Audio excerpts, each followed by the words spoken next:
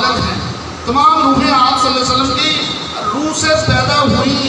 اور یہ امام عبد الرزاق حضرت امام مسلم امام بخاری کے استاد الاستاذ حضرت امام عبد الرزاق اس کو اپنی حدیث میں نقل کرتے ہیں، جو طوالت کی وجہ سے میں نے آپ کے سامنے بیان نہیں کی. حضرت امام عبد الرزاق اس تفسیر میں علامہ امام یوسف نبہانی رحمۃ اللہ علیہ جو تفسیر بیان کرتے ہیں، بالکل اس کی تصدیق حضرت امام اس سے پہلے امام عبد الرزاق اس کو نقل کر چکے ہیں. اپنی حدیث میں وہ اس بات کو بیان کر چکے ہیں کہ حضور اللہ تعالیٰ نے حضور نبی کریم صلی اللہ علیہ وسلم کا نور جب اپنے نورانی پردوں میں سے مقام حیا میں اس کو 12,000 سال تک رکھا. نور محمدی کو اللہ تعالیٰ نے اپنے نورانی پردوں میں سے مقام حیا میں 12,000 سال تک رکھا. اور اس کے بعد جب اس نور محمدی صلی اللہ علیہ وسلم کو باہر لایا گیا، اللہ تعالیٰ نے اس پہ اپنی نگاہ فرمائی، اپنی ایسی نظر فرمائی کہ اس سے 1,24,000 قطرے جھڑے. ہر قطرے سے ایک نبیوں اور رسولوں کی روحیں پیدا ہوئی. ان 1,24,000 قطروں سے نبی اور رسول پیدا ہوئے، ان کی روحیں پیدا ہوئیں. پھر ان نبیوں اور رسولوں کی روحوں نے جب سانس لیا تو اس سے اولیاء، صالحین، شہداء، قیامت تک آنے والے اولیاء، صالحین، شہداء اور اللہ تعالیٰ کی اطاعت، اس کے حبیب کی اطاعت کرنے والے مومنین کی ارواح پیدا ہو گئی، ان کا نور پیدا ہوا. اور پھر حضرات حضور نبی کریم صلی اللہ علیہ وسلم کی یہ وہ عظمتیں اور شانیں ہیں جو عام طور پر علماء زیادہ بیان نہیں کر رہے اس وقت. اور اس بات کو نہیں سمجھا جا رہا کہ اگر حضور نبی کریم صلی اللہ علیہ وسلم کی یہ عظمتیں اور یہ شانیں اگر نہیں جانیں گے تو ہمارا کلمے پہ ایمان پورا نہیں ہوگا. ہم صدقے دل سے نبی کریم صلی اللہ علیہ وسلم پر ایمان لانے والے نہیں بن سکتے. ہم اپنے نبی کی عظمت کو کیسے جان پائیں گے اگر ہم ان کی زندگی کو صرف بشر محمدی یا شخص محمدی کی کیفیت جو 63 برس کی عمر ہے، اگر ہم حضور کی زندگی کو صرف اس میں مقید کر دیتے ہیں، محدود کر دیتے ہیں، تو اس کا مطلب کہ ہم نے اپنی نبی کی جو حقیقت محمدیہ ہے اس کو نظر انداز کر دیا. اور اگر حقیقت محمدیہ کو نظر انداز کر دیا تو ہمارا کلمے پہ ایمان پورا نہیں ہو سکتا. جب ہم کلمہ پڑھتے ہیں لا الہ الا اللہ محمد رسول اللہ، تو ہمیں یہ کلمہ پڑھتے ہوئے نبی کریم صلی اللہ علیہ وسلم کی زندگی کا وہ دور جس کو ہم حقیقت محمدیہ کہہ رہے ہیں، اس حقیقت محمدیہ کو کلمہ پڑھتے ہوئے دل میں رکھنا اور اس پہ ایمان لانا ضروری ہے. میں پروفیسر ہوں، کالج میں پڑھاتا ہوں، تو کئی دفعہ ایسا ہوا کہ بچوں نے یہ سوال بھی کر دیا اور مجھے اس سے اندازہ ہوا بچوں کی لا علمی کا کہ کیا ہمارے نبی کریم صلی اللہ علیہ وسلم کو 40 سال کی عمر میں پتہ چلا کہ میں نبی؟ کیا ان کو نبوت 40 سال کی عمر میں ملی جا کے؟ اس سے پہلے ان کو نہیں پتہ تھا. بڑی حیران کن تھی یہ بات. جو میں نے آپ سے حقیقت محمدیہ ان کو پتہ ہی نہیں. افسوس ہے کہ بہت سے علماء ہر بات بیان کریں گے، کلمے کی عظمت، شان، قرآن و حدیث کی، نماز کی فضیلت، روزے کی فضیلت، اعمال کی فضیلت، سب کچھ بتایا جا رہا ہے. نہیں بتائی جا رہی تو حقیقت محمدیہ نہیں بتائی جا رہی. جس سے دل میں ایمان آئے گا، جس سے ہم کامل مومن ہوں گے، اپنے نبی کی عظمت اور شان کو جان کر جس پھر ایمان سے ہم کلمہ پڑھیں گے، پھر یہ اصل ایمان ہوگا، کامل ایمان جو ہمارے دل کو روشن کر دے گا۔ حضرات کبھی بھی کامل مومن نہیں ہو سکتا، آپ صلی اللہ علیہ وسلم نے فرمایا، جب تک کہ اس کے دل میں میری محبت، اس کے ماں باپ جان آل اولاد ہر چیز سے بڑھ کے نہ ہو۔ تو حضرات محبت کیسے ہوگی اگر اسے یہ پتہ ہی نہیں کہ میرے نبی کی یہ عظمتیں ہیں؟ اگر آج عالم یہ بیان ہی نہیں کرتے، عالم یہ بات لوگوں کو بتاتے ہی نہیں، تو ایک آگے مسلمان پھر کامل مومن کیسے بن سکیں گے؟ یہ تو مسلمان ہی رہ جائیں گے، کیونکہ پوری طرح سے کلمے پر صدق دل سے ایمان ہی مکمل نہیں ہو پائے گا۔ حضرات یہ المیہ ہے آج کے دور کا، اور اللہ تعالیٰ ہمیں اپنی رحمت سے صدق دل سے حقیقت محمدیہ پر بھی ایمان لانے کی توفیق عطا فرمائے۔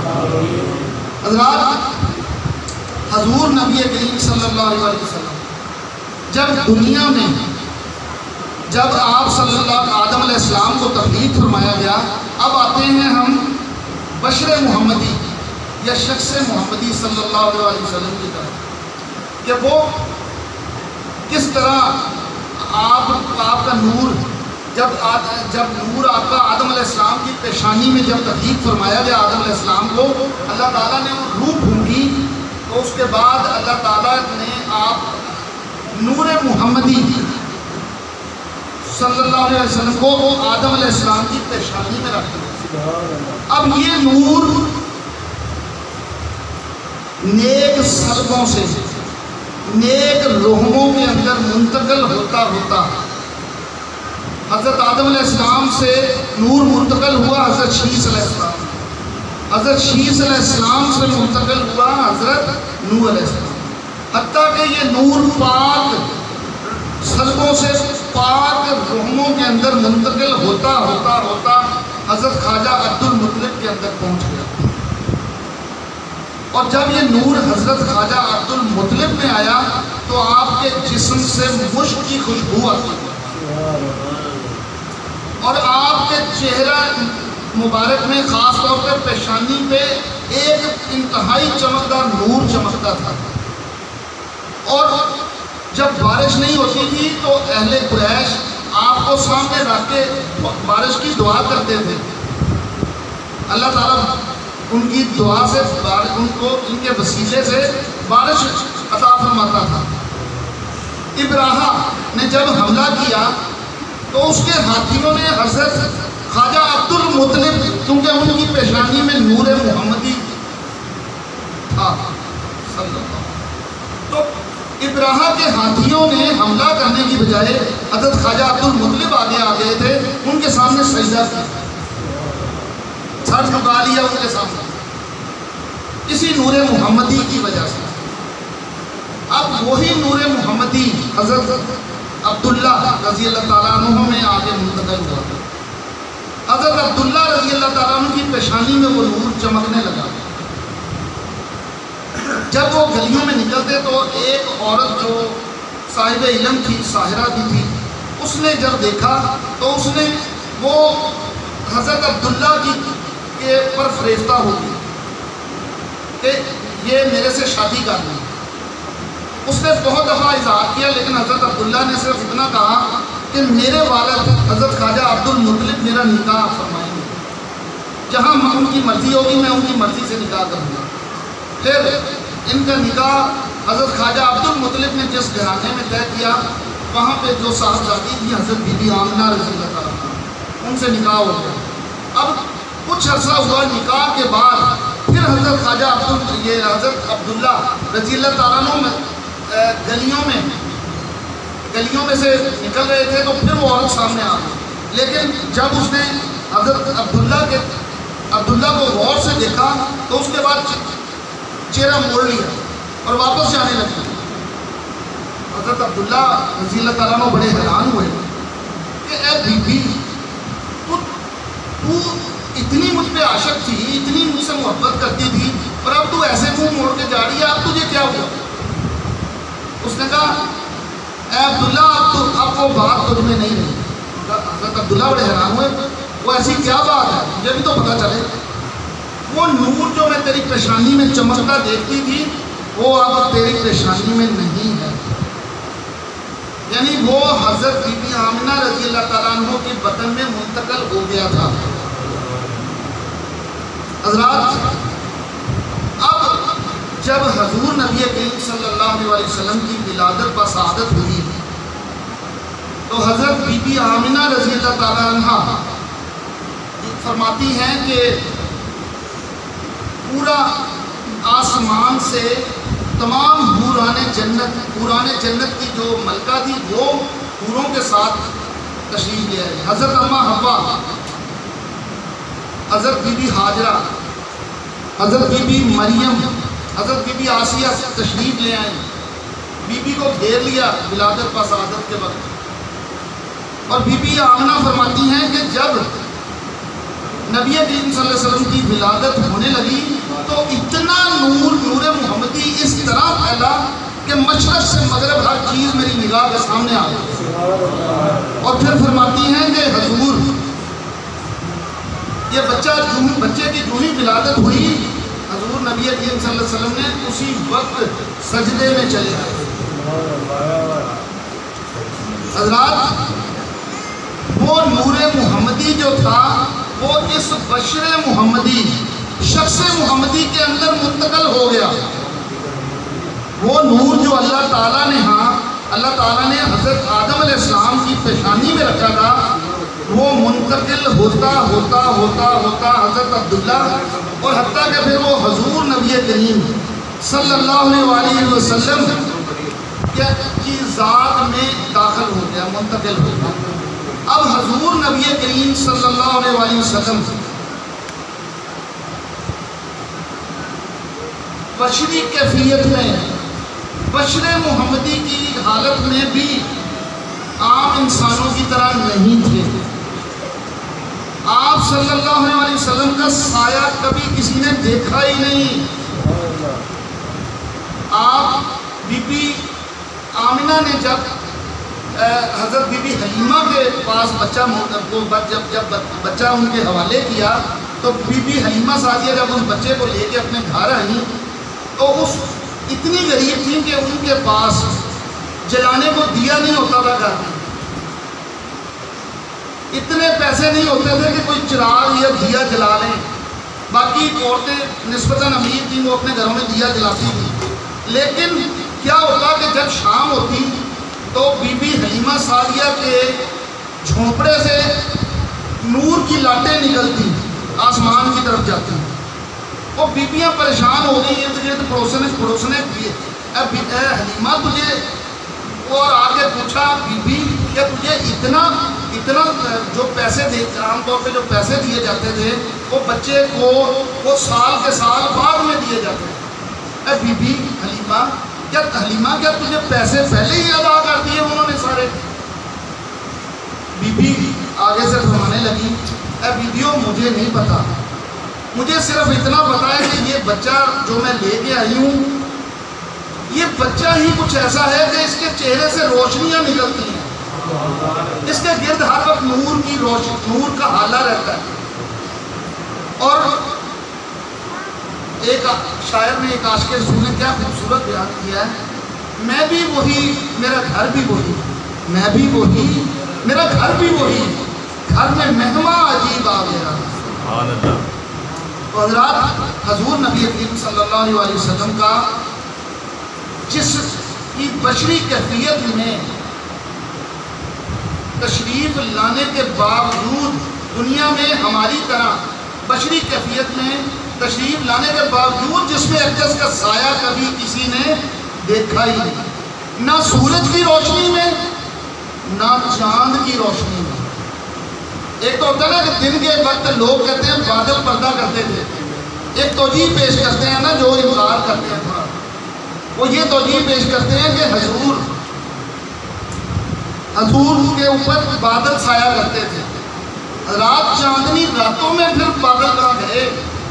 چاندنی راتوں میں صحابہ کرام خدا کی قسم کھا کے فرماتے ہیں کہ کبھی ہم چاند کو دیکھتے، حضرت سمرہ رضی اللہ تعالیٰ، کبھی چاند کو دیکھتے کبھی چہرہ انور کو، اور پھر خدا کی قسم کھا کے کہتے کہ چہرہ انور زیادہ حسین۔ حضرات صحابہ کرام فرماتے ہیں کہ حضور نبی کریم صلی اللہ علیہ وسلم کا چہرہ مبارک اتنا وجاہت والا، اتنی عظمت والا تھا کہ 14ویں کے چاند کی طرح چمکتا تھا۔ کچھ صحابہ نے تو یہاں تک فرمایا کہ آپ صلی اللہ علیہ وسلم کے چہرہ انور میں سورج چمکتا ہے۔ آپ صلی اللہ علیہ وسلم کے چہرہ انور سے، چہرہ انور کی نورانیت میں جو ارد گرد کی دیواریں ہوتی تھی وہ منعکس ہو کے نظر آتی تھی، اتنا نورانی چہرہ انور تھا۔ حضرات حضور نبی کریم صلی اللہ علیہ وسلم، اب آخر میں جو آپ کے سامنے عرض کرنا چاہ رہا ہوں کہ حضور نبی کریم صلی اللہ علیہ وسلم بے مثل اور بے مثال ہیں۔ اس وقت بھی جب اللہ تعالیٰ کے ہاں تھے، اس وقت بھی بے مثل اور بے مثال تھے۔ نور محمدی والی حالت میں بھی بے مثل بے مثال، بشر محمدی والی حالت میں بھی دنیا میں بے مثل اور بے مثال۔ صحابہ کرام نے کیا کیا کہ ایک دفعہ حضور نبی کریم صلی اللہ علیہ وسلم کی طرف دیکھتے ہوئے مسلسل روزے رکھنے شروع کر۔ آپ صلی اللہ علیہ وسلم مسلسل روزہ رکھتے تھے کئی دن کا۔ صحابہ کرام نے جب یہ دیکھا تو انہیں، کیونکہ وہ بالکل آپ صلی اللہ علیہ وسلم کی ہر بات میں پیروی کرتے تھے، سنت پر چلتے تھے، انہوں نے بھی مسلسل روزے رکھنے شروع کر دیے۔ اب صحابہ کرام جب نبی کریم صلی اللہ علیہ وسلم کی بارگاہ میں جب حاضر ہونا شروع ہوئے تو وہ اتنے کمزور اور لاغر ہو گئے، اکثر صحابہ لاغر اور کمزور ہونا شروع ہو گئے، اکثر گرنے لگتے تھے۔ نبی کریم صلی اللہ علیہ وسلم نے جب یہ دیکھا تو پوچھا ہے میرے صحابہ یہ کیا حالت بنا لی تم نے، کیا ہو گیا؟ یا رسول اللہ صلی اللہ علیہ وسلم آپ مسلسل روزے رکھتے ہیں تو ہم نے بھی مسلسل روزے رکھنے شروع کر دیا آپ کی طرح۔ تو آپ صلی اللہ علیہ وسلم نے فرمایا ایوکم مثلی، تم میں سے کون ہے جو میری طرح ہے؟ اور میرا رب مجھے کھلاتا ہے اور پلاتا ہے۔ اور ابو داؤد، یہ بخاری شریف کی حدیث، میرا رب مجھے کھلاتا ہے اور پلاتا ہے۔ کب کھلاتا ہے کب پلاتا ہے یہ اللہ اور اس کے نبی جانتے۔ ابو داؤد میں اس کو یوں نقل کیا گیا کہ آپ صلی اللہ علیہ وسلم بھوکے اور پیاسے سوتے اور سیراب اٹھتے، جب اٹھتے تو سیراب نظر آتے، چہرہ مبارک سے احجاج بنتا۔